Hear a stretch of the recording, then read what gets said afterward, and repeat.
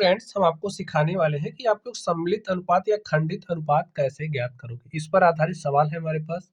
इन्हीं के माध्यम से आप लोग चीजों को समझ जाएंगे। तो आप लोग ध्यान से देखिए, पहले नंबर में क्या कह रहा है, एक्स अनुपाते वाई हमें दिया है 2:3, वाई अनुपाते जेड दिया है 2:1। तो हमें एक्स अनुपाते वाई अनुपाते जेड का मान निकालना है। तो कैसे निकालोगे, चलिए हम लोग निकालते हैं। आप लोग ध्यान से देखिए, तो यहाँ हमें क्या दिया है, एक्स अनुपाते वाई, वाई अनुपाते जेड का मान दिया है। तो लिख लीजिए ऐसे आप, एक्स अनुपाते वाई देखिए मैं कितना दिया है, 2:3 दिया है। और वाई अनुपाते जेड हमें कितना दिया है, 2:1 दिया है। यहाँ पर देखिए आप लोग, वाई का मान कितना है, 3 है। यहाँ पर वाई कितना है, 2 है। तो यहाँ वाई आपको अलग अलग दिख रहा है ना।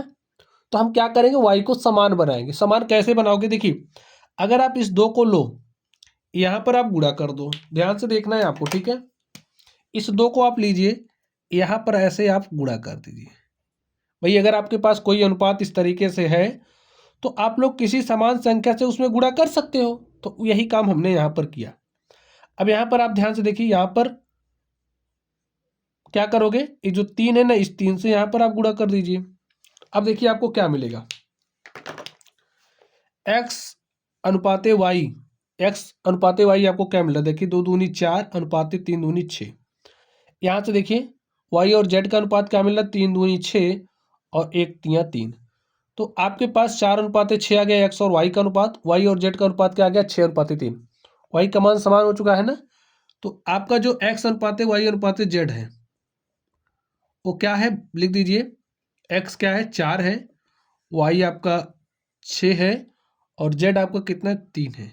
यही आपका आंसर हो गया। समझ गए। चलिए अब आप लोग यहाँ पर ध्यान से देखिए कैसे सॉल्व करोगे। आपको ए अनुपाते बी दिया है, लिख लो।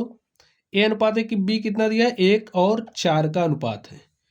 बी अनुपाते आपको सी दिया है, कितना है, 2 और 1 का अनुपात है। सी अनुपाते डी आपको दिया है, कितना दिया है, 1:2। अब आपको निकालना क्या है, इस बात को ध्यान से देख लीजिए। आपको निकालना है ए अनुपाते बी अनुपाते सी अनुपाते डी। कैसे निकालोगे, कोई तरीका तो होगा। तो तरीका यही है, ध्यान से देखिए।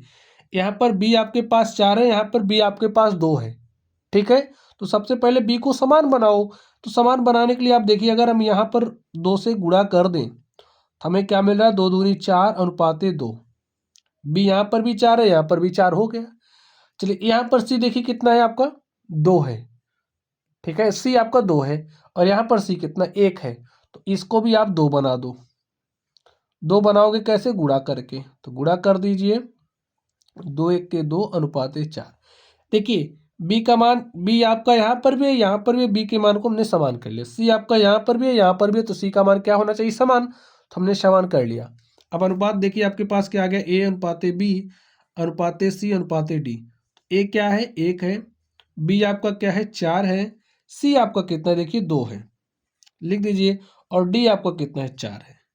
और स्टूडेंट यहाँ पर आपके पास ए अनुपाते बी अनुपाते सी अनुपाते डी क्या होगा, हमने निकाल लिया है। समझ गए आप लोग। इसी तरीके से आप लोग निकालोगे। तो चलिए आप लोग पढ़ते रहिए। अगर आपको कोई डाउट हो तो कमेंट बॉक्स में कमेंट करना। वीडियो पसंद आए वीडियो को लाइक करना है। चैनल पर नए हो तो चैनल को सब्सक्राइब भी कर लेना है। चलिए आप लोग पढ़ते रहिए। Thank you.